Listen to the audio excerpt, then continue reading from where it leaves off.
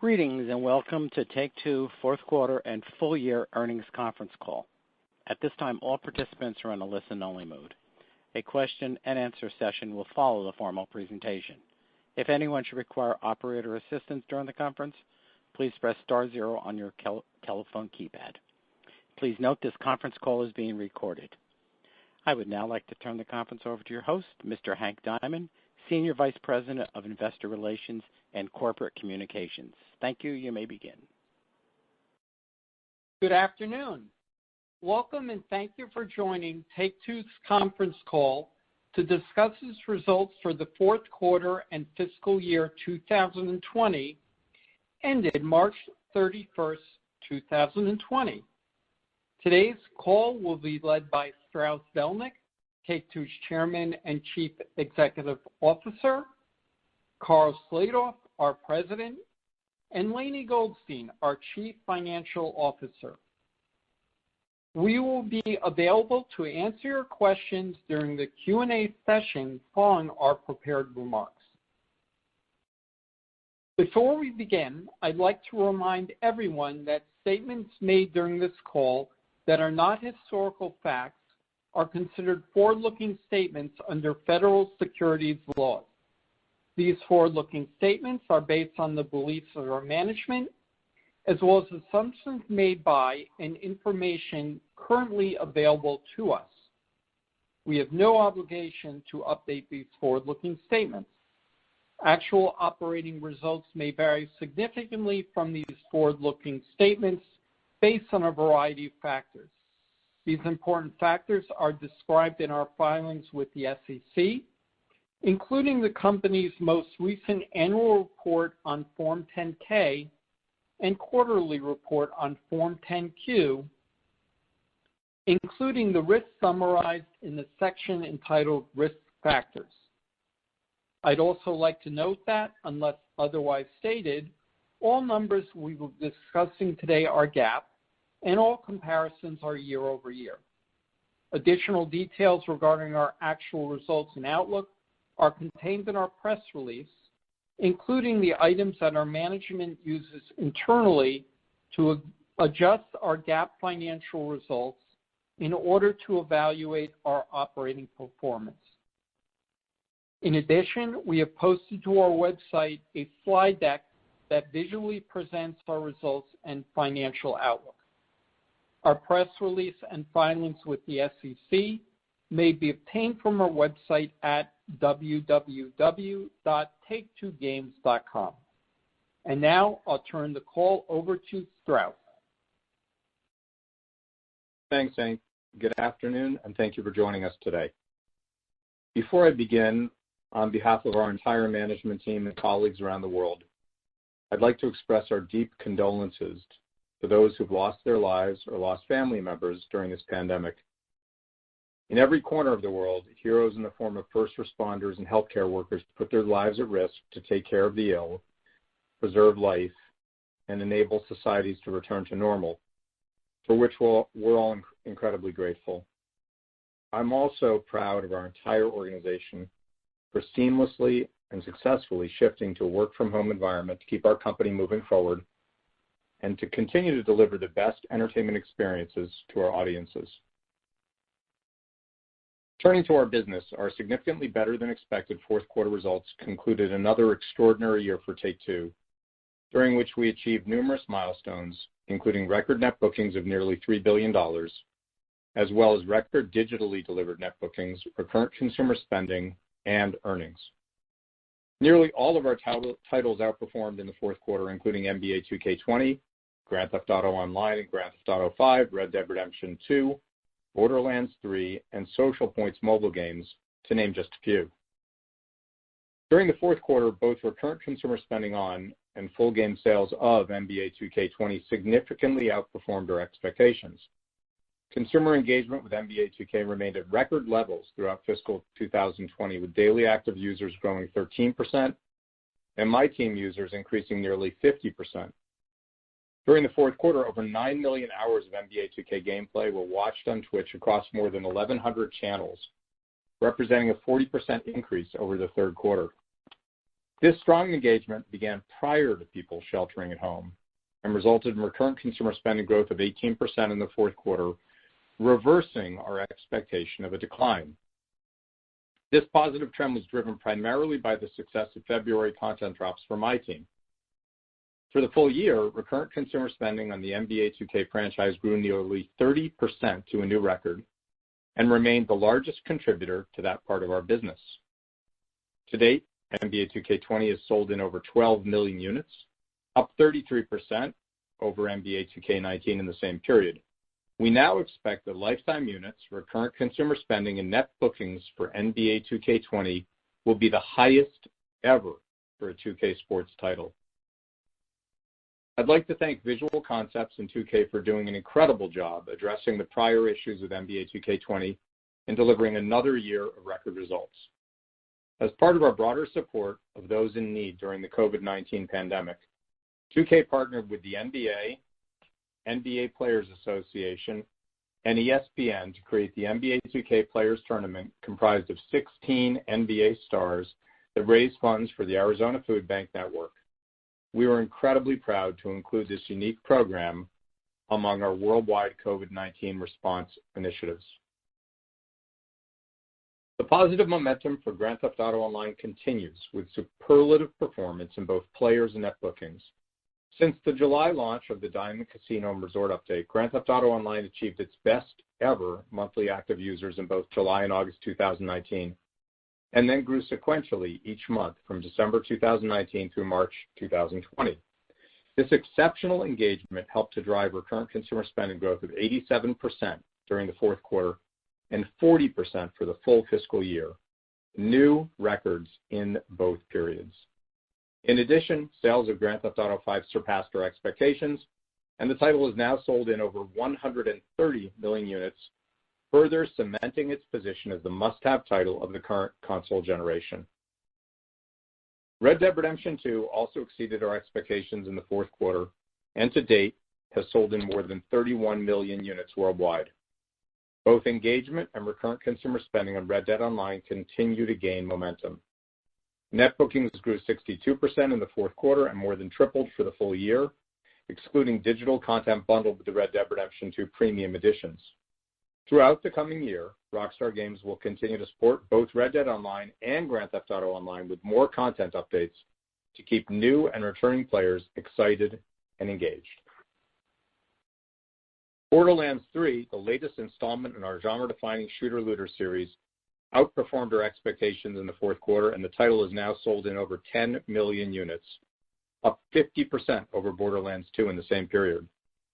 On March 13th, Borderlands 3 was released on an array of PC retailers, including Steam, where sales of the game exceeded our projections. During the fourth quarter, 2K and Gearbox launched Guns, Love, and Tentacles, The Marriage of Wainwright and Hammerlock, the second of 4 announced paid campaigns that are included in the Borderlands 3 Super Deluxe Edition and the Season Pass, or can be purchased separately upon release. The Season Pass attach rate for Borderlands 3 continues to be the highest in 2K's and the franchise's history, and there's more content coming. Borderlands 3's monthly active users have steadily climbed in each month during the fourth quarter, and in March, we had the largest influx of new players since the launch due to its release on Steam. We attribute this success in part to 2K's and Gearbox Software's continued effort to support Borderlands 3 as a live service game with weekly events, free content drops, and consistent communication with fans that should continue to benefit the title and the series over the long term. During fiscal 2020, Private Division launched their most successful release to date with The Outer Worlds. The title is an immense critical and commercial success and has significantly exceeded our expectations with more than 2.5 million units sold in to date. The Outer Worlds is a perfect example of how Private Division can complement our core portfolio selectively and contribute meaningful results to our bottom line. Our fiscal 2020 results were also enhanced by a variety of other offerings led by NBA 2K19, Sid Meier's Civilization VI, Social Point's mobile games, and the WWE 2K series. In fiscal 2020, recurrent consumer spending grew 34% to a new record and accounted for 51% of our total net bookings. In addition to virtual currency for NBA 2K, Grand Theft Auto Online, and Red Dead Online, recurrent consumer spending was enhanced by a variety of other offerings. In the free-to-play category, Social Point outperformed our expectations in the fourth quarter and remains a significant contributor to our results through its two biggest games, Dragon City and Monster Legends, as well as Word Life, Tasty Town, and World Chef. Social Point continues to invest in its broad and innovative pipeline of more than 10 new games planned for launch in the coming years. WWE SuperCard also outperformed during the fourth quarter, growing 20%. The title has now been downloaded more than 20 million times and remains 2K's highest grossing mobile title. And NBA 2K Online in China significantly exceeded our expectations, growing 37% and 25% during the fourth quarter and full year respectively. The title remains the number one PC online sports game in China with more than 49 million registered users. Add-on content grew 85% in fiscal 2020, led by offerings for the Borderlands franchise, Sid Meier's Civilization VI, and WWE 2K20. Finally, sales of Borderlands 3 Premium Editions, which include additional content that is allocated to recurrent consumer spending, also contributed positively to our results. Looking ahead, our company has the strongest development pipeline in its history, including sequels from our biggest franchises, as well as exciting new IP. While fiscal 2021 will be a light year for new releases, we expect to deliver strong results due to the diversity and strength of our catalog and live service offerings. To transition to a new console cycle is always a very exciting time for our industry, and our development teams are already taking their creative aspirations to a new level by finding ways to push the limits of this new technology. However, the speed of these transitions can be unpredictable, particularly in a year upended by COVID-19. And our fiscal 2021 release slate reflects our strategy to bring our creative achievements to the largest possible audience. Our commitment to deliver the highest quality titles and give them optimal conditions to achieve success remains resolute. We have an array of titles that will begin to launch in fiscal 2022, which we expect to drive sequential growth that year. Carl will discuss this in more detail shortly. There is no doubt that our recent results have benefited from people sheltering at home, as players have sought interactive entertainment to stay connected and engaged with friends and family. The connections and communities built will remain in place once people resume their normal activities and should continue to benefit our industry's results. We're fortunate to work in an industry that can bring some positivity in a difficult time. As previously mentioned, all of Take-Two's labels have come together to deliver a portion of proceeds from April and May to COVID-19 charities worldwide. Looking ahead, Take-Two remains superbly positioned, creatively, operationally, and financially, to capitalize on the many positive trends in our industry and to deliver continued growth and returns for our shareholders over the long term. I'll now turn the call over to Carl. Thanks, Strauss. I'd like to join Strauss in expressing our condolences to all those who have lost loved ones and are facing adversity during this global pandemic. We at Take-Two are very fortunate to have colleagues around the world who continue to dedicate themselves to our mission despite very difficult and uncertain times. I'll now discuss our recent and upcoming releases. On April 24th, 2K and Firaxis Games released XCOM Chimera Squad, an all-new standalone title in the award-winning turn-based XCOM tactical series. Set 5 years after the events of XCOM 2, Chimera Squad provides a dynamic and unique experience for fans and new players. The title has received strong reviews, including 4.5 out of 5 stars from Screen Rant, who said Chimera Squad is a worthy addition for any turn-based strategy fans collection. Comics and Gaming Magazine gave the title an 8.5 out of 10 and called it a whole new dimension of strategy. Yesterday, 2K launched the Mafia Trilogy for PlayStation 4, Xbox One, and PC. The trilogy combines all 3 previously released Mafia titles into a single package curated by 2K's Hangar 13 development studio. Mafia 2 and Mafia 3 are currently available with the purchase of the trilogy, while Mafia 1 will be delivered on August 28th, as the game is being completely remade from the ground up, including new technology, new voice acting, new game mechanics, and more. Starting tomorrow and through March 2021, 2K and Firaxis Games will begin their bi-monthly release of 6 downloadable content packs as part of the all-new Sid Meier's Civilization VI New Frontier Pass for PlayStation 4, Xbox One, Nintendo Switch, and PC. Later this year, the new Frontier Pass will come to mobile platforms, and each pack will be available for individual purchase. The new Frontier Pass will provide 8 new civilizations, 9 new leaders, and a variety of new gameplay modes and content. In addition, Firaxis Games will also provide free updates between packs that feature new maps, scenarios, balance updates, and more. On May 29th, 2K will continue to bolster our offerings for the Nintendo Switch with some of their most popular and successful franchises, including BioShock The Collection, the Borderlands Legendary Collection, and the XCOM 2 Collection. In addition, on June 5th, Private Division will release the critically acclaimed player choice-driven RPG, The Outer Worlds, for the Switch. On June 16th, Private Division will launch Disintegration for PlayStation 4, Xbox One, and PC. Developed by V1 Interactive, the independent studio founded by Halo co-creator Marcus Lazo, Disintegration is a sci-fi first-person shooter that blends real-time tactical elements to create an entirely new experience. Featuring a thrilling single-player campaign as well as frenetic multiplayer gameplay, Disintegration is currently available for pre-order, including an array of bonus cosmetic digital content for use in multiplayer modes. Early this week, Private Division and Squad announced a partnership with the European Space Agency to launch a new Kerbal Space Program update entitled Shared Horizons, which is planned to launch on PC on July 1st, 2020. The update will also be available later this year on consoles. Shared Horizons celebrates the European Space Agency's outstanding contribution to space exploration and will be a free update for all players of the critically acclaimed space simulation game. On August 21st, 2K will release PGA Tour 2K21 for PlayStation 4, Xbox One, Nintendo Switch, PC, and Stadia. Developed by HB Studios, PGA Tour 2K21 will feature PGA Tour professional Justin Thomas on the cover, officially licensed pro players, courses and gear, the most realistic course scanning to date, play-by-play commentary by Luke Elvey and Rich Beam, a new PGA Tour career mode, online and local multiplayer, course and player customization, and online societies. In addition, throughout the coming months, 2K will release additional content offerings for NBA 2K20 and Borderlands 3.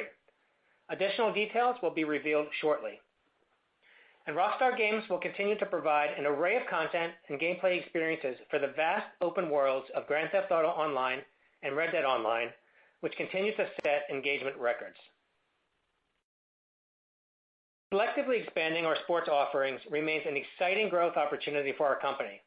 In March, 2K announced a partnership with the NFL, encompassing multiple games. The partnership marks the return of football-themed games to 2K's stable of renowned sports titles, as well as an expansion of video game properties for the NFL. While specific game titles, developers, and release dates will be revealed over time, we can confirm that these projects will be non-simulation football game experiences and will launch starting in calendar year 2021 during fiscal 2022. We're thrilled to be back in business with the NFL, which is one of the most successful sports brands in the world. We're confident that our forthcoming NFL offerings will be extremely fun, highly engaging, and deeply social experiences. Last month, 2K announced that it would be extending the production timeline for the next WWE 2K franchise simulation game to ensure that the development team at Visual Concepts has the opportunity to create the best experience possible. We also believe that there is a meaningful opportunity to expand our WWE offerings. To that end, 2K announced WWE 2K Battlegrounds, a completely new gaming experience that will feature arcade-style action and over-the-top superstar designs, environments, and moves. WWE 2K Battlegrounds is being developed by Saber Interactive, the studio behind NBA 2K Playgrounds, and is scheduled to launch this fall. 2K will have more to share about the games in the coming months. The team at Private Division's new Seattle studio remains hard at work on Kerbal Space Program 2, the next iteration of the popular space simulation franchise. Due to delays from COVID-19, we are moving the release of the game to fall 2021 in order to provide the team with the time they need to create the best Kerbal Space Program experience possible. Turning to esports. On May 5th, the NBA 2K League began its 2020 season, planning at least 6 weeks of remote gameplay. All 23 NBA 2K League teams are participating in regular season gameplay in their local markets from their homes, with games simulcast live on the NBA 2K League's Twitch and YouTube channels. Details surrounding the remainder of the 2020 season schedule and structure will be shared as information becomes available. We are very excited about the continued progress and growth of the league, which has a long-term potential to enhance engagement and to be a driver of profits for our company. In order to build the scale of our organization, we continue to make significant investments to enhance our industry-leading portfolio of intellectual property. I'll now provide visibility into our long-term pipeline, which is the strongest in our company's history. Note that we are only including full game releases and not add-on content. Across our internally owned labels and outside development studio partners, we currently have 93 titles planned for release over the next 5 years through fiscal 2025. Of the 93 titles, 63 are core gaming experiences, including 15 platform extensions of existing titles. 17 are mid-core or arcade-style experiences, and 13 titles are casual experiences. 47 of these 93 titles are from existing franchises, and 46 are from new intellectual properties. In terms of platforms, 72 of the 93 titles are planned for console, PC, and/or streaming, including 7 that will also be available on mobile, and 21 are planned specifically for mobile. With respect to business models, 67 of the 93 are games that are required to be purchased, and 26 are free-to-play. Note that these figures reflect a snapshot of our current pipeline as it stands today. It is likely that some of these titles will not be developed through completion, and we will undoubtedly be adding new titles to our slate. As Strauss mentioned, fiscal 2021 will be a light new release year. However, given our strong pipeline and expectation for increasing recurrent consumer spending, we expect sequential growth to resume in fiscal 2022. In closing, we are incredibly excited about the many long-term opportunities for our company to deliver the most captivating and engaging experiences in all of entertainment to audiences around the world. Whether capitalizing on new platforms, embracing new business models and distribution channels, and expanding into emerging markets, 2K is exceedingly well positioned to generate value to consumers, as well as growth and margin expansion for our shareholders. I'll now turn the call over to Lainie. Thanks, Karl, and good afternoon, everyone. Today I'll discuss our fourth quarter and fiscal 2020 results, and then review our financial outlook for the first quarter and fiscal year 2021. Please note that additional details regarding our actual results and outlook are contained in our press release. I would also like to express my deepest condolences to those who have been affected by the COVID-19 pandemic. I'm also immensely proud of my colleagues around the world who continue to support our organization with the utmost level of professionalism and dedication to both our business and consumers. As Strauss mentioned, our significantly better than expected fourth quarter results finished a terrific year for Take-Two, during which we achieved record results. Starting with the fourth quarter, total net bookings grew 49% to $729 million, as compared to our outlook of $540 to $590 million. This outstanding result was driven by the exceptional performance of our titles in the fourth quarter. Recurrent consumer spending grew 47% and accounted for 61% of total net bookings, as compared to our outlook of over 10% growth. Recurrent consumer spending exceeded our outlook due primarily to the record performance of NBA 2K and Grand Theft Auto Online. Digitally delivered net bookings grew 60% and accounted for 92% of the total, as compared to our outlook of over 20% growth. This result exceeded our outlook due to the outperformance of recurrent consumer spending and digitally delivered full game sales. During the fourth quarter, 65% of sales of current generation console games were delivered digitally, up from 57% last year. GAAP net revenue grew 41% to $761 million, and cost of goods sold increased to $396 million. Operating expenses increased by 9% to $243 million, due primarily to higher R&D expense. And GAAP net income grew to $123 million, or $1.07 per share, as compared to $57 million, or 50 cents per share in the fourth quarter of fiscal 2019.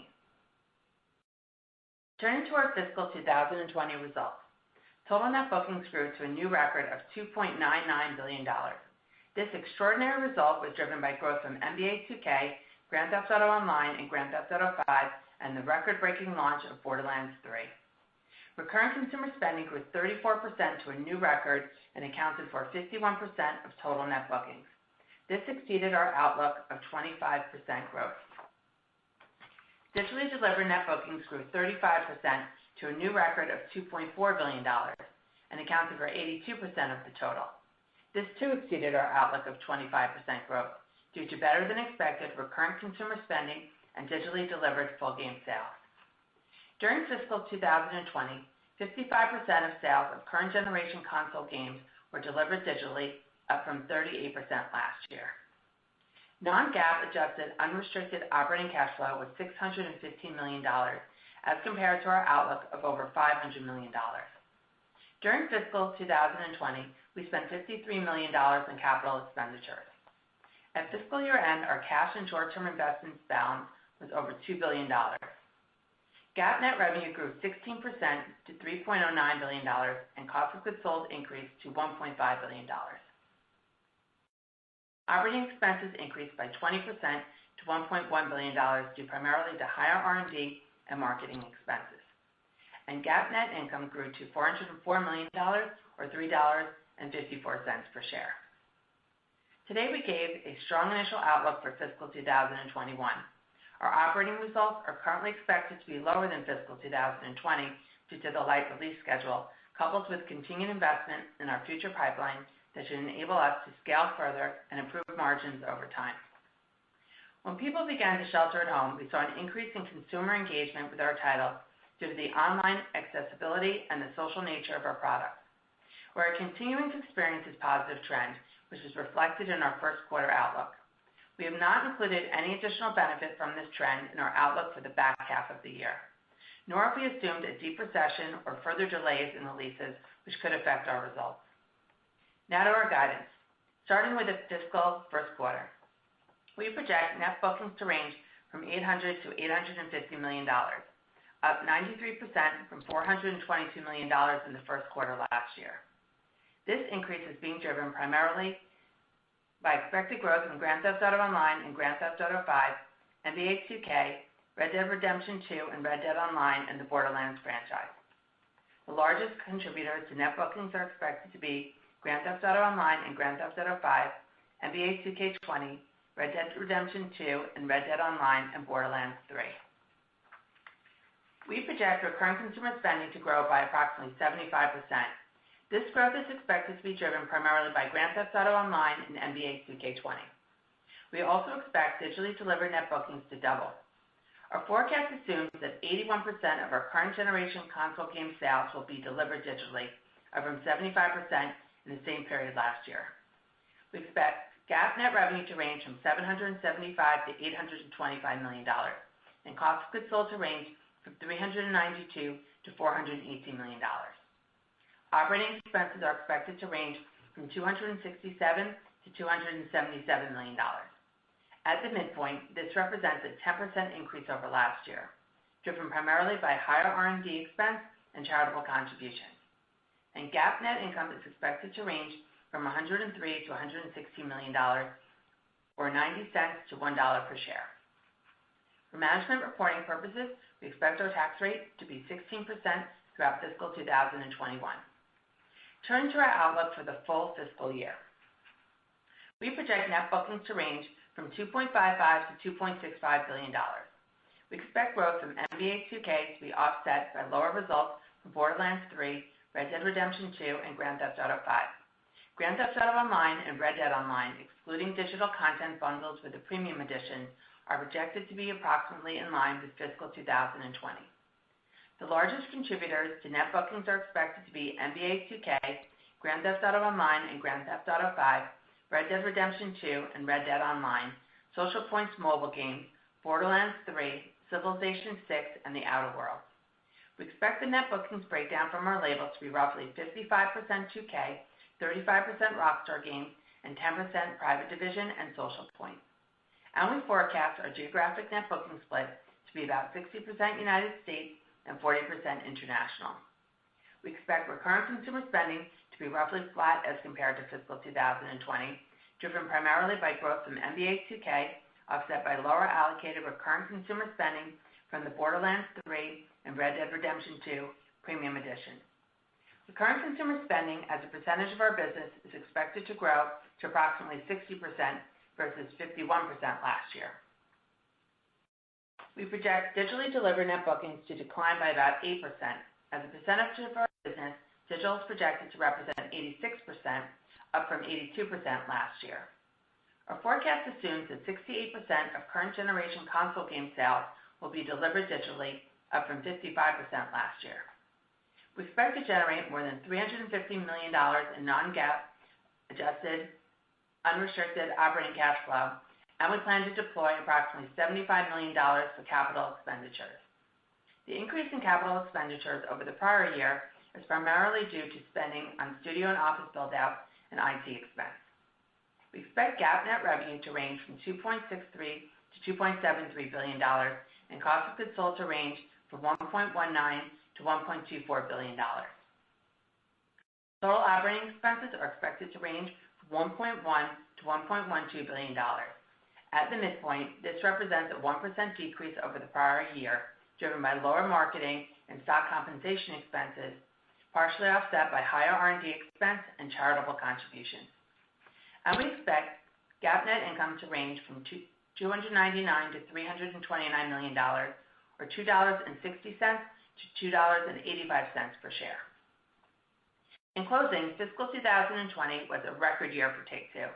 Whether delivering incredible standalone entertainment experiences or providing engaging live services that captivate and connect communities around the world, our ability to serve our audiences has never been better. Fiscal 2021 promises to be another great year for our organization, and we are well positioned to both capitalize on the many opportunities within our industry and to navigate the uncertainties of these times. We have the strongest development pipeline in our company's history, and we expect sequential growth to resume in fiscal 2022.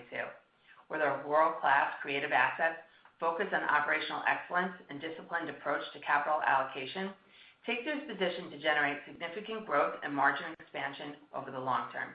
Thank you. I'll now turn the call back to Strauss. Thanks, Lainie and Karl.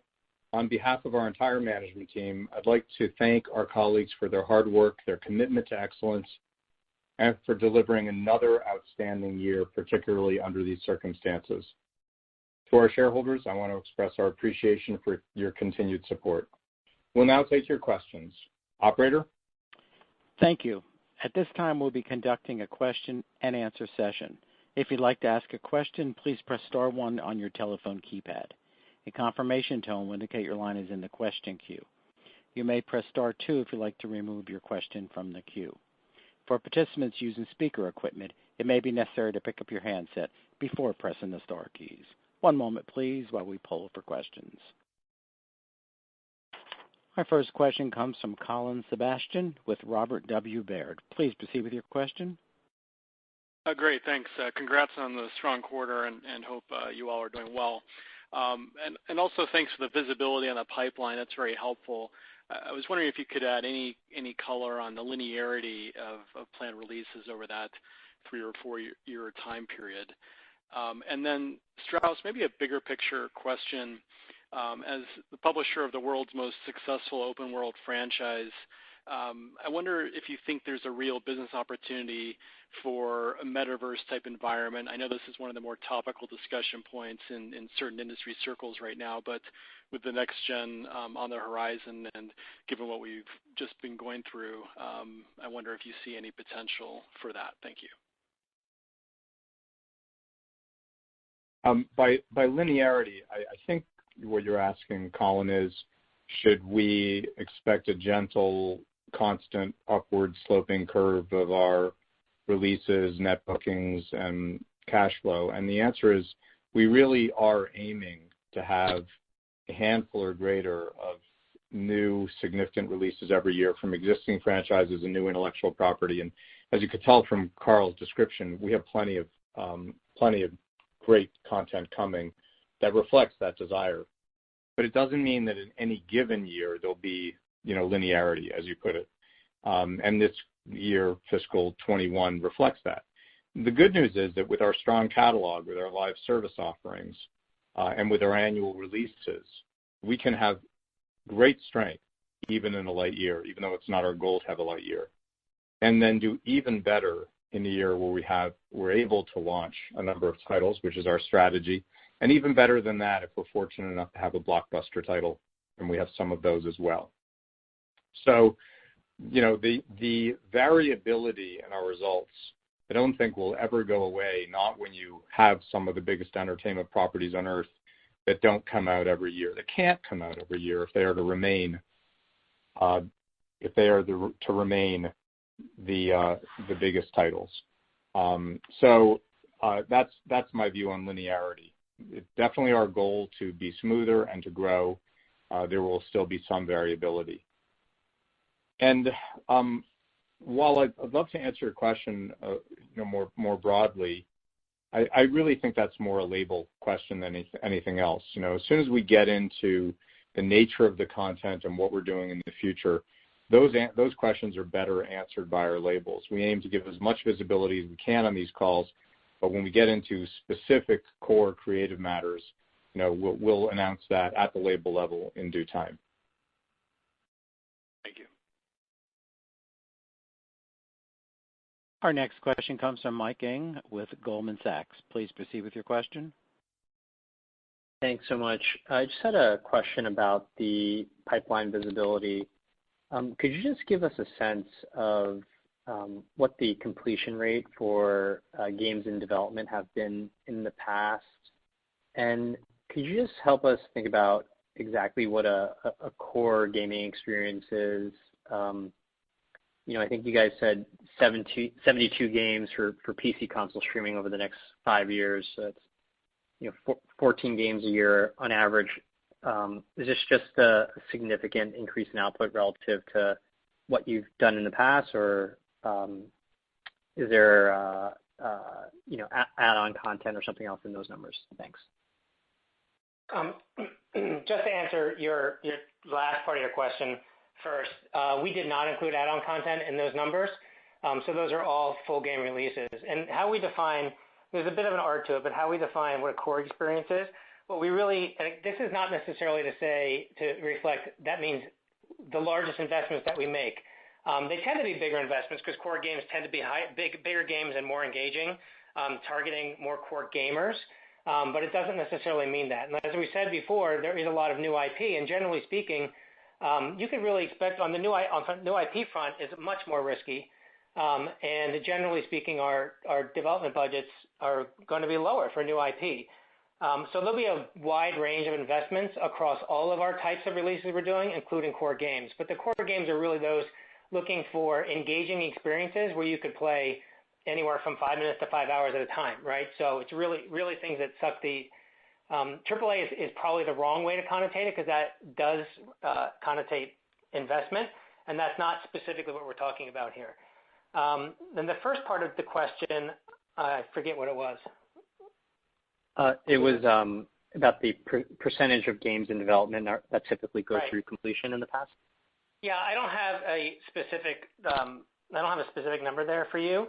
Obviously, though, games that are coming out that are part of existing franchises, the rate of completion on that is obviously much, much higher. For new IPs and various stages of development, I mean, for something that might be in a prototype stage, maybe you could be anywhere from, it could be half the time, or it could be 75% of the time. It really just depends. And we've got titles that are in various different stages of development in that pipeline that I suggested. And look, the more new projects that we have, with new IP, you could probably expect that completion rate to be lower than if it was just all existing franchises. And we do have a lot of IP in there. And just to stress again, those numbers assume that all those things come out, which we know is not going to be the case, but it also assumes that nothing gets added to the release slate, which also is not going to be the case. So this is a larger pipeline that we've had before. We've been talking about this for quite some time. And our expectation is we'd like to keep up this velocity. It's really important for us to build scale, and this is one way that we're doing it. We need more at-bats. Thanks, Carl. That was really helpful. Our next question is from Mario Lu with Barclays. Please proceed with your question. Great. Thanks for taking the questions. I have one on NBA and one high-level question. So the one on NBA, I noticed that NBA 2K21 is still slated for fall 2020. Any thoughts you can provide on what will happen to that title in its release date if the NBA season continues to be suspended through the rest of the calendar year? And then, Strauss, you mentioned in the past that consumers on average watch 150 hours of linear TV and 45 hours of video games.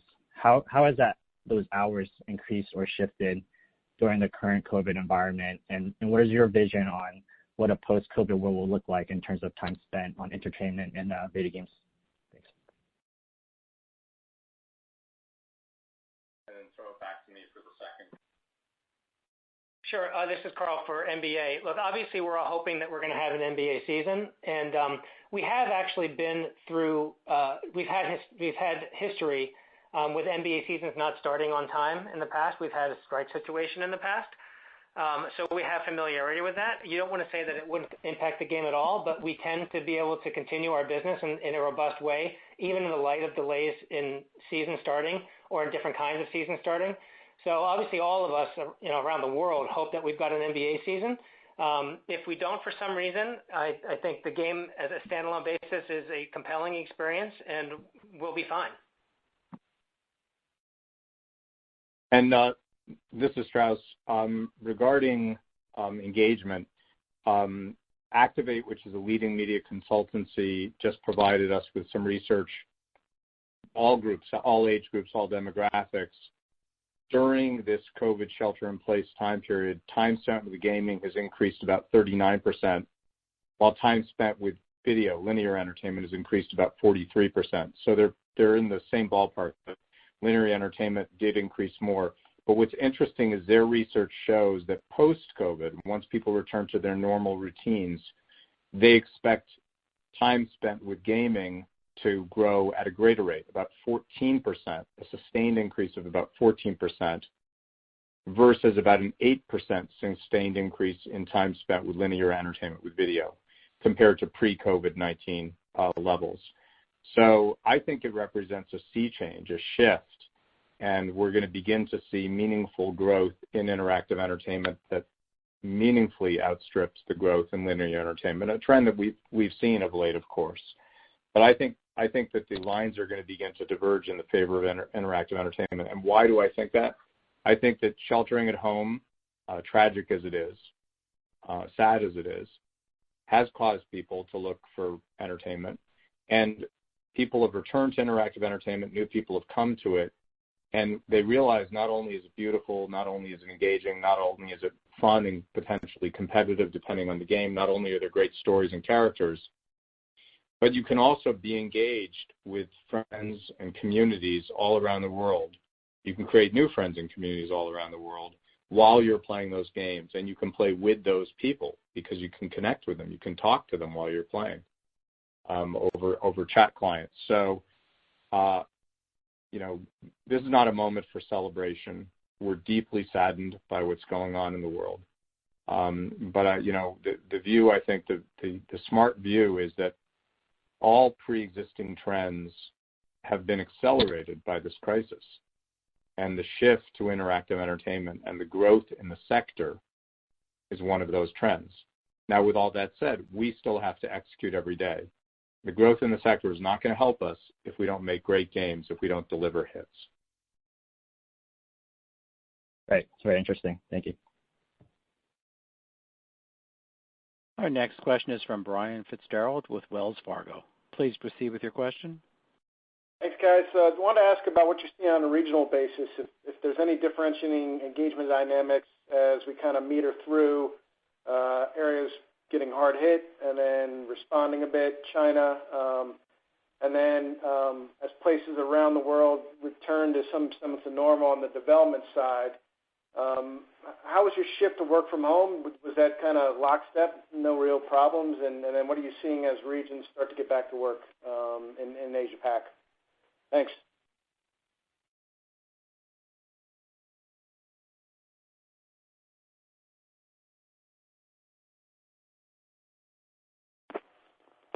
Thanks, Brian. I'm sorry for the delay. We're all working remotely. We don't see meaningful differences regionally, and so far we have not seen meaningful changes as regions have gone back to work. For example, NBA 2K Online in China now has 49 million registered users, remains the number one PC sports title in China, and it was up 25% year over year. I think it was up 40% in the quarter. So we are not seeing meaningful differences. We are not seeing significant changes as people head back to work. But I think it is fully our expectation that, and I reflected that in the research I just quoted, that this level of engagement will not stay the same as things return to normal. But we do think it'll be higher than it was before. And in terms of working from home, look, we're very fortunate. You know, we got a real wake-up call during Hurricane Sandy when we were not really particularly prepared. And ever since then, which was quite some time ago, we've been a company, in addition to being a highly compliant company, but a company that is on disaster recovery. And we have state-of-the-art systems. In fact, we had planned, completely apart from this crisis, to have a work-from-home test day on March 12th. And then it turns out, you know, we had to go live right about then. Anyhow, a week after that, we had 5,000 people effectively working from home, completely set up with all the equipment they needed. And because we know when people are connected online, of course, we could see that their productivity, if anything, had increased over working in the office. And as people got used to sitting in one place with not much else to do in front of their desktops. We're fortunate. We have an incredibly talented, hardworking group of colleagues who really believe in this company's mission and who largely, I hope mostly, love working together. And we saw it as our mission to uplift people during this very difficult time. And we're very connected with our teams. We're talking to them all the time. I'm doing 3 town hall meetings next week on Zoom, 3 different time zones. I hope to connect with almost everyone who works at the company. So it's gone incredibly well, and we really haven't missed a beat. Over time, I think it gets harder, but I still don't expect that we will miss a beat. But it does get harder. I am not of the view that, you know, you start shutting down your real estate and everyone works from home and it's just as effective. I think it's pretty close to as effective in a pinch, in a crisis like this, where you have no choice and people see it as their obligation to pull together and do great work. But there's no substitute for in-person collaboration and connection. Got it. Thanks, Strauss. Our next question is from Eric Sheridan with UBS. Please proceed with your question. Thanks so much. Maybe I can ask another sort of longer-term question on the back of some of the answers you've given on the current environment and what it means for engagement long-term. You know, what you've seen so far, and I know it's a short period of time over the last couple of months and against, you know, pretty horrible backdrop, but has that changed at all your view of the way in which games should be distributed, or maybe thinking about game development, or even more thinking about game monetization over the long term as you see that type of increased engagement levels maybe playing out for interactive entertainment over the medium to long term, moving beyond just the quality of the content, also the form and manner of monetization to make sure they're capturing that surge in engagement? Thanks so much.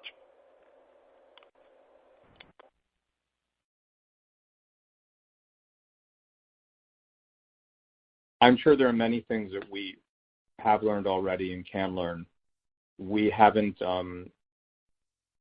seen a massive change in our approach. And remember, when we talk about monetization, our goal is always to deliver a phenomenal entertainment experience first and foremost. And we figure that if we do that, monetization takes care of itself. Our goal is not to constantly build monetization. Naturally, we need to get paid appropriately so we can share the proceeds with our talented colleagues and create a return for our investors. It's our job to do both. We care about all of our constituents. So we're not, we're not a charitable organization. We're a for-profit organization. Obviously, you wouldn't be on the call if we weren't. But monetization isn't a problem for this organization. When we put out the best entertainment on earth, people show up for it. If we give them something that's incredibly valuable, they pay for it. We take it as axiomatic that the nature of an experience is the intersection of the quality of the experience and whether you feel you receive value for that experience. If you go to a phenomenal restaurant and have an incredible meal, but the bill it should have cost, you're not going back. Even if you can afford it, even if you're price inelastic, you're not going back. It just doesn't feel good. So we need to make sure that we always deliver more than what we charge, and that's the goal of our company, and that's the goal of all of our labels. With all that said, with increased engagement comes increased monetization. You're seeing the effects of that in these results and in this initial guidance.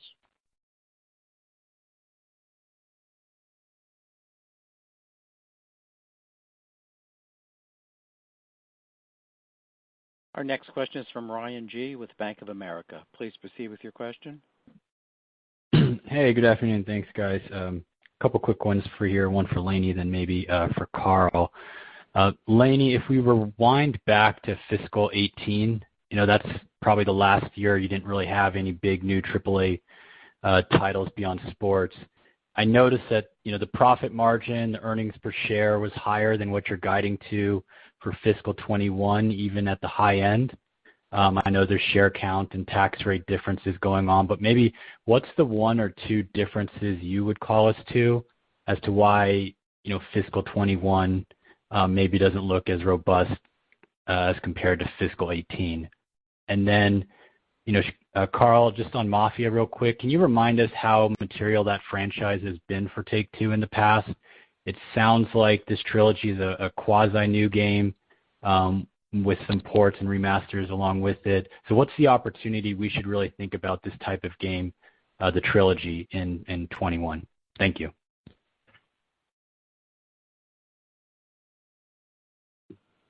Hi, Ryan. I don't have the numbers in front of me, but I can tell you off the top of my head for sure it's going to be higher R&D expense. It's going to definitely be one of those numbers that are much higher right now. As Carl has talked about, our pipeline of titles has grown significantly over the last couple of years, and if you've seen the detail about our titles and what we have coming out in the next 5 years, that has been something that we've worked on growing significantly. And as we look at the development, a lot of that is going through R&D expense, which has grown our operating expense line.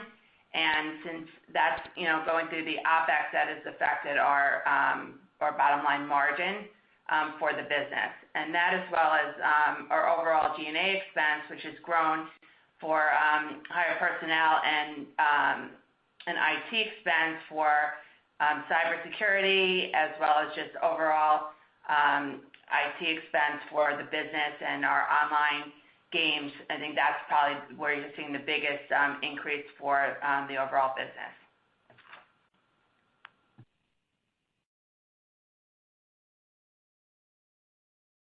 And in terms of the Mafia opportunity, well, Mafia has been an incredibly successful franchise for us over a long period of time between Mafia 1, Mafia 2, and Mafia 3. And just to give you an idea, Mafia 3 has already sold in about 7 million units or so. And Mafia 2 was also incredibly successful, and Mafia 1 as well. So it's been a significant contributor for us. We're really excited about the trilogy.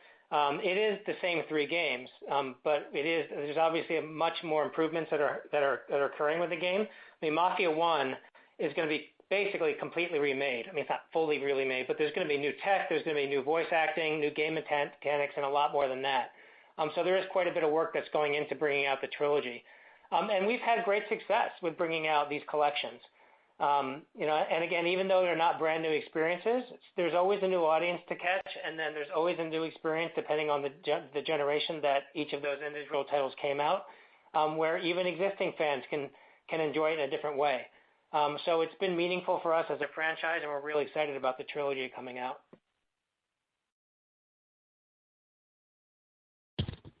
Great. Thanks, you guys. Our next question is from Brian Nowak with Morgan Stanley. Please proceed with your question. Hey guys, thanks for taking the question. Two on GTA. So recently there's been an offering on the Epic Games Store where people have been able to get GTA for free on PC. Can you update us on your thinking about lowering barriers to entry to some of these big RCS-driven games, whether it's NBA 2K or obviously this recent thing with GTA? Presumably getting people into the ecosystem, driving the network effects, and engaging them, and ultimately monetizing that engagement is such a big part of the business. How do you think about the risk reward of bringing people in for free versus charging them for upfront access, and has that changed at all recently? And then just following up on something came up earlier in the call, you mentioned 15 platform extensions. Is GTA 5 one of those 15? Thanks.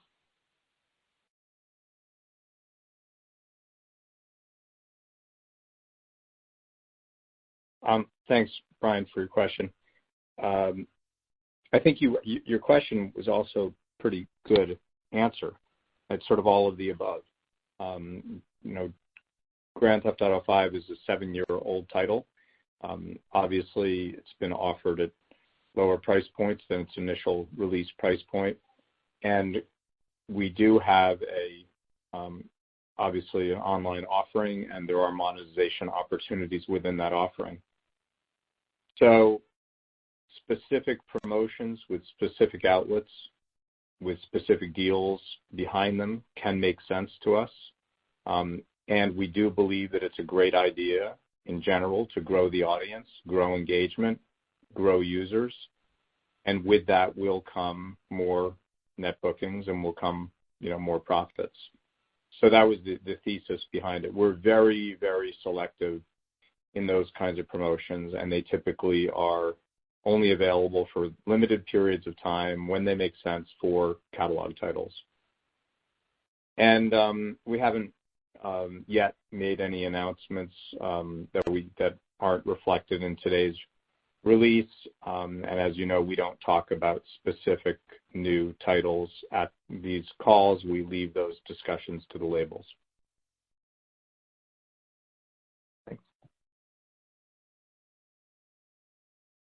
Our next question is from Todd Juenger with Sanford Bernstein. Please proceed with your question. Hi, good afternoon. Thanks for squeezing me in. For either Carl or Strauss, whoever feels like it, I hope you don't mind me going back to the engagement question yet one more time. But I'd love to explore it this way. When you think about the increased engagement recently, can you help us understand how much of that you think is proportionally driven by existing gamers who are playing more versus perhaps lapsed gamers who have come back versus perhaps new people to gaming? And any differences in that answer based on either platform, PC versus console versus mobile, or by your major franchises? Thanks a lot. Appreciate it.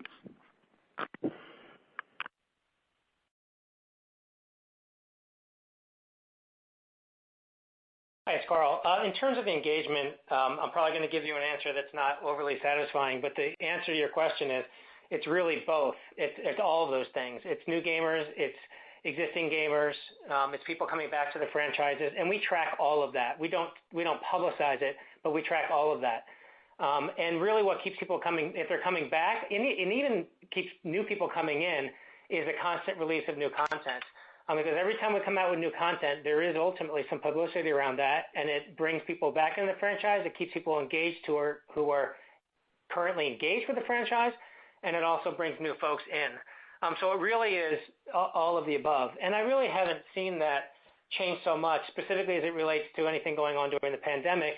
But obviously there are other avenues open to us to bring in new folks in. I mean, we're always playing with pricing models. You mentioned we're doing things like putting things into subscription-oriented services or giving things away for a certain period of time. All of that generates new excitement and engagement for our franchises and for our games that is, hopefully continues well into the future and isn't just a temporary thing. And we've seen that over time. And I'd like to point out we're still really in experimental mode.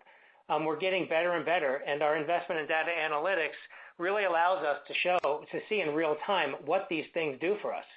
Where do we get the most engagement? How does a new player coming in a free context or subscription service context or in a low price context compare to someone who came in paying full price?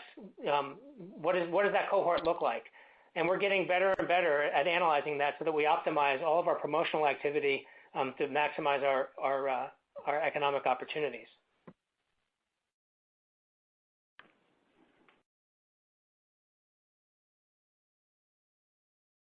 Our next question is from Eric Handler with MKM Partners. Please proceed with your question. Yes, thank you for the question, and I hope everyone is healthy and well. Strauss, when you look at, given all of the games that you have in your pipeline now, I'm just wondering if you could talk a little bit about scale and infrastructure, and if even half of those games come to fruition, do you have everything you need in place in terms of personnel to effectively distribute these games and market these games? Yeah, I thought you were going to ask, do we have everything in place to develop them? We still will be building up our development teams. In terms of marketing and distribution, yes. I mean, one of the reasons that we've talked about the need for scale in order to have competitive operating margins. We already have competitive gross margins, highly competitive gross margins. But to have competitive operating margins, you need scale with the same level of success of your games, and that's our goal here. But the reason you get those higher operating margins with more net bookings is because you don't build up your fixed overhead, and your fixed overhead would typically include marketing and distribution expenses. I fully expect that our distribution will become more efficient as the world moves more to digital distribution. We already have a highly efficient distribution mechanism. And with volume, you might increase your marketing headcount modestly, but not all that significantly. Naturally, our development headcount is part of the cost of making a game. And you should expect with volume that our development expense goes up, and you're already seeing that. Great. And just as a follow-up, when you think about capital allocation and given all the cash that you have on hand, it doesn't seem like there's much going on from an industry M&A standpoint at this time. But given all the games you have in the pipeline, do you think it lessens the need for you to be thinking about M&A, or how are you thinking about balancing what you're currently developing versus external opportunities? We still feel that our capital is used best in three different ways. First, to support organic growth, which has been an incredibly successful story for this company. This year is no exception. We've really only done one meaningful acquisition, which was Social Point. The second is to support a return of capital to shareholders, and we've done a great deal of that selectively, and we've done it through buybacks. They've been opportunistic, and I think the highest price we ever paid was around $99, if I'm not mistaken. So obviously, so far, we've called that reasonably well. And then we've reserved capital and incredibly strong balance sheet for the possibility of very selective inorganic growth driven by acquisition. We're very disciplined. We're looking only for accretive deals. And you're right, there aren't a lot of opportunities. We're hopeful that there will be some opportunity that would move our company forward, potentially diversify its operations a bit, and bring in intellectual property and talent. Those have been our rubrics. We expect to stay squarely within interactive entertainment. You shouldn't expect us to diversify outside of it. And those opportunities are few and far between, but they do exist. And done right, the benefit of that would be to have highly competitive operating margins. So we don't need scale for scale's sake, but if we want to be the best in the business, and we do, then our financial results have to reflect that, and that means we have to have highly competitive operating margins, and the only thing standing in the way of that for us is scale. But again, if you buy scale in a foolish way, it won't help you. And if you buy scale and then can't maintain the success of that organization, thereby ruining your gross margins, you obviously would not benefit your operating margins. Said another way, if you're going to do an acquisition, it has to be smart. It has to be accretive relatively quickly, if not immediately. And then post-closing, you've got to integrate the business soundly and run the business successfully in order for it to make sense. That's a tall order. That's why most corporate acquisitions fail. That's why we're so incredibly disciplined. But we are of the view that there will be opportunities, and certainly coming out of this crisis, there may be more opportunities than we otherwise would have expected. Thank you very much. Our next question is from Matthew Thornton with SunTrust. Please proceed with your question. Yeah, hey, thanks. Nice, really good question. Good afternoon, everyone. Maybe first question, just coming back to the pipeline title count that you discussed earlier. Wondering if you have a label breakdown. I don't think you talked about it in terms of breakdown by label, but wondering if you have one.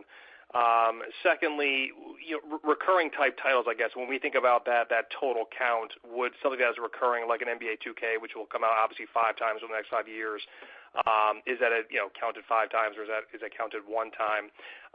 And then third question, Strauss, just curious how you think about growth bogeys over a multi-year time frame. Do you kind of look at the growth rate, maybe blockbuster launch to blockbuster launch, or is it over a 5-year frame? Or just curious how you think about growth milestones when you look at the business over a multi-year lens. Thanks, everyone.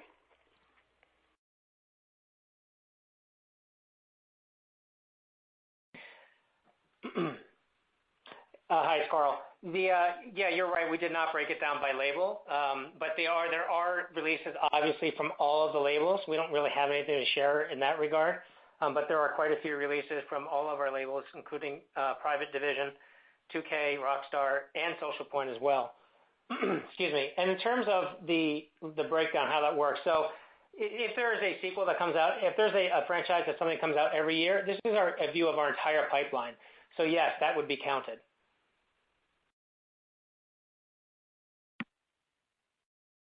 And in terms of how we look at growth, good news is, we're operators. We're also investors. We also are big shareholders. We look at it exactly the way you would. We're looking for growth in net bookings. We're looking for growth in EBITDA. We're looking for growth in recurrent consumer spending because it reflects solidity in the business.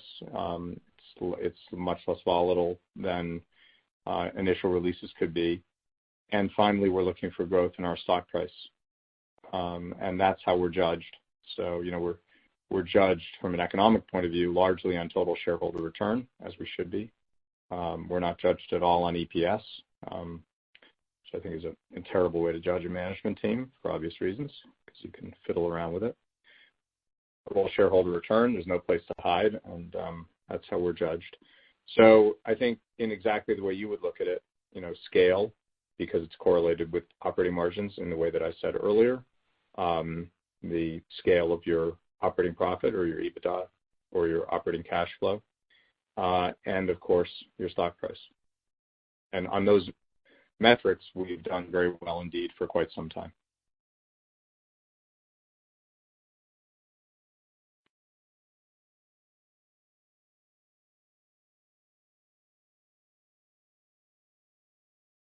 Our next question comes from Mike Hickey with The Benchmark Company. Please proceed with your question. Hey, Strauss, Carl, Amy, Hank. Thanks for getting me on, guys, and solid execution, and obviously a very difficult environment. I was curious your view on the economy over your fiscal year 21-22. I think you said you didn't see a deep recession, but I'm curious what sort of recovery you expect and how unemployment or other factors you look at could impact online game sales or live service as it relates to your guidance.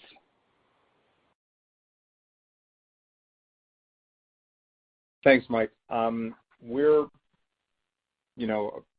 Our expectations for fiscal 21 have not been adjusted for the recent success that we've had in this tragic period in the back half of the year. So we're not counting on this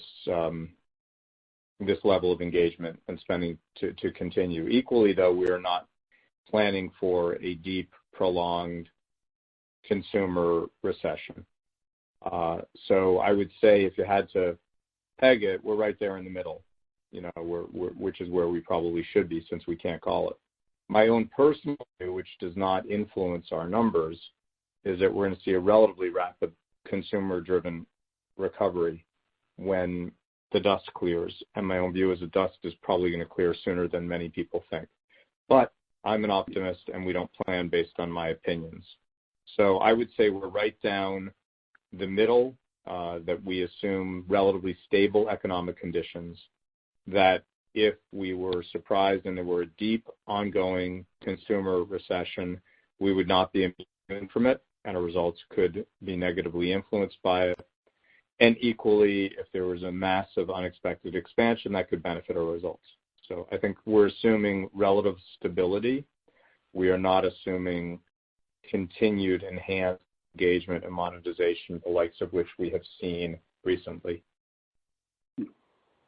Thanks. That's helpful. The last one from me on fiscal year 22, you noted your expectation for sequential growth, and of course, you guys tend to be very conservative, which is a good thing.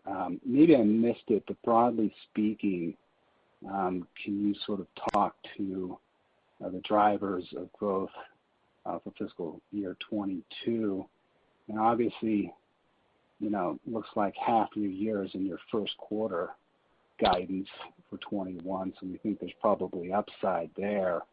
Do you expect to grow over fiscal year 20 in 22? Thank you. Yeah, sorry, I think probably not much to add. We expect sequential growth year over year in fiscal 22, and that is driven by the release schedule that Carl described in the pipeline that we're investing in. So we expect to have some releases coming out of that pipeline in fiscal 22, and we expect them to generate sequential growth. It's as simple as that. All right. Thanks, guys. Best of luck. Be well. Our next question is from Doug Creutz with Cowen and Company. Please proceed with your question.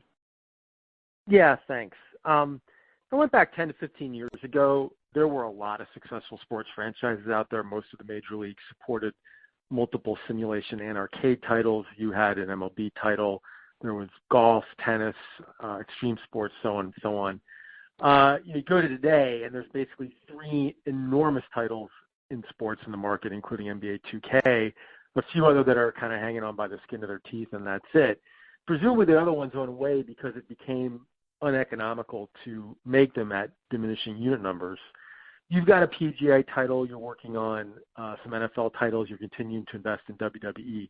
Is it simply a function of getting the cost structure down to a level where they can be profitable at relatively low unit numbers? Or do you see something in the market where you think there are opportunities opening up that maybe didn't exist 2, 3, 4 years ago? Thanks. Well, look, there are certain sports, obviously, that are not going to drive the audiences that you're going to get with, for example, NBA or FIFA or with football.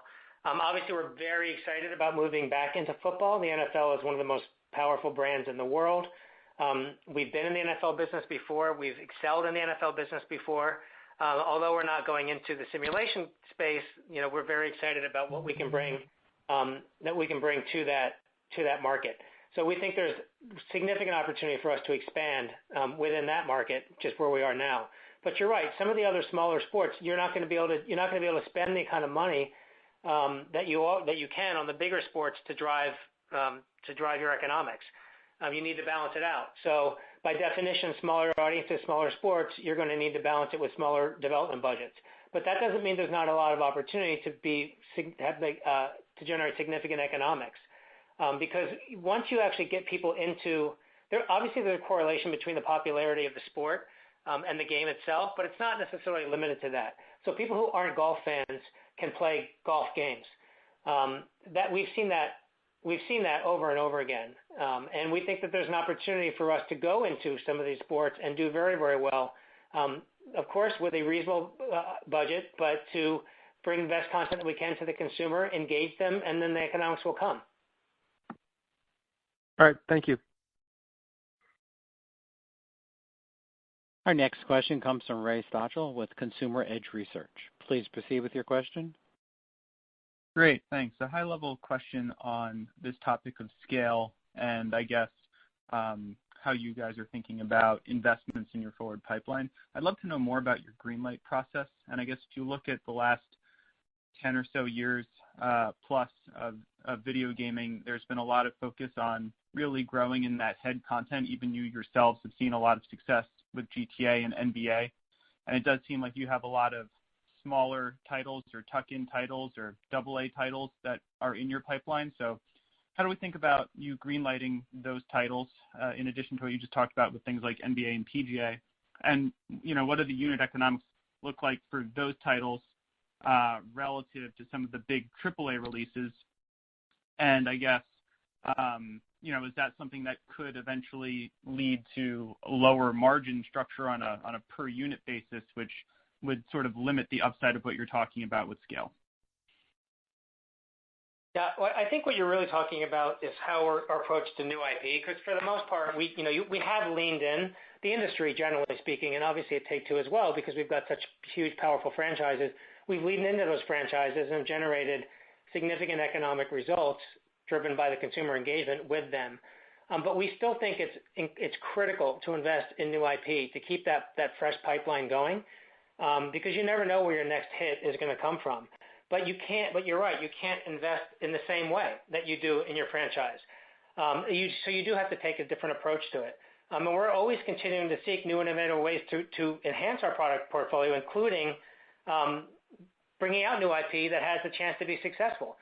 And it doesn't necessarily have to happen in the first iteration.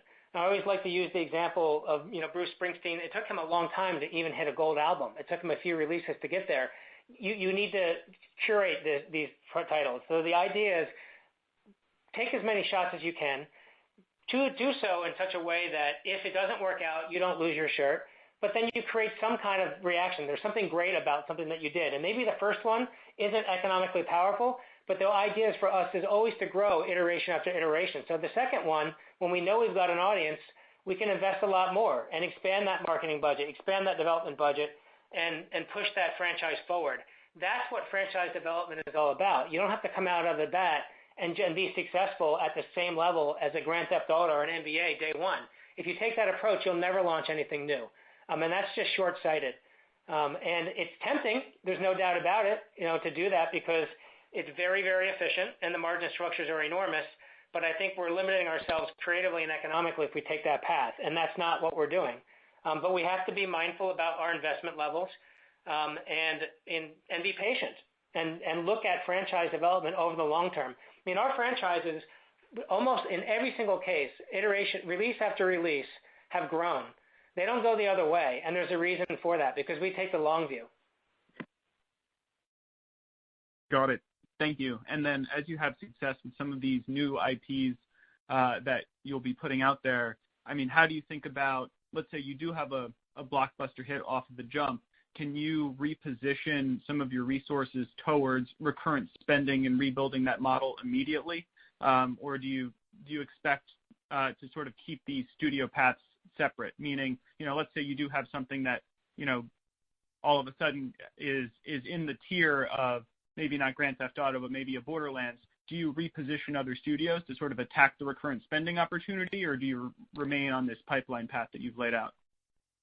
Well, to the extent that you've got a title that takes off unexpectedly, you certainly can pivot resources on the go. And if there is a significant opportunity to do so through recurrent consumer spending, then you can absolutely do that. And you can extend the life of a franchise. I mean, Borderlands is actually a great example, because when Borderlands 2 took off, Borderlands 1 was successful. Borderlands 2 took off like crazy. Our DLC plan expanded, on a daily basis. I mean, I don't remember what our original DLC plan, but it wasn't, 10 to 12 releases, which is where we ended up. So you can always invest more over time. And you can obviously do that in a game where you've got a robust microtransaction model. But what you can't do is you can't change the nature of the game. That would be suicide, because the reason you have a hit is because people like the way it is. So if you get an audience going and you change the nature of the game purely with the motivation of creating extracting economic value from the consumer, you run the risk of screwing up the franchise. And again, that's not something that we would do. Got it. Thanks so much again. Our next question is from Alex Giaimo with Jefferies. Please proceed with your question. Thanks, guys, for taking the question. Just for Laney, circling back to the earlier question on margins and how it relates to the full year guide. I understand the color around R&D expenses being up, but it also looks like the guidance is implying gross margins that are a bit lighter than we expected. Curious if that's just, conservatism or something specific to call out. We would think that you would see some gross margin improvement, especially with the accelerated shift we're seeing in digital right now. So any color there would be helpful. Thanks, guys. Sure. So the gross margin is slightly down, but basically it's flat from last year. So we are seeing it come up a little bit from the digital and the recurrent consumer spending mix, because recurrent consumer spending is a higher margin business for us. But that's being offset by having less new releases this year. So that's why we're seeing it flat. But it's early in the year, so we'll see how we go towards the latter part of the year, and if recurrent consumer spending continues to stay strong for us, we should hopefully see that lift up a little bit towards the latter part of the year. Okay. Thanks, Laney. We've reached the end of the question and answer session. I would now like to turn the call over to management for closing comments. Well, we just want to thank everyone for attending the call. Once again, we want to extend our best wishes to everyone who's listening today for your health, for your loved one's health, and our condolences for any losses that you or your loved ones have suffered. We know this is an incredibly challenging time. We feel blessed to be able to be of some small consolation by bringing light entertainment to people. We're proud of what we do. We're grateful to be able to do it. And once again, I want to express my gratitude to our colleagues for their dedication, for showing up with a smile on their face, for doing such amazing work. The reason we're able to have these extraordinary results is solely a function of that work. So thank you so much for joining us, and our very best wishes. This concludes today's conference. You may disconnect your lines at this time, and we thank you for your participation.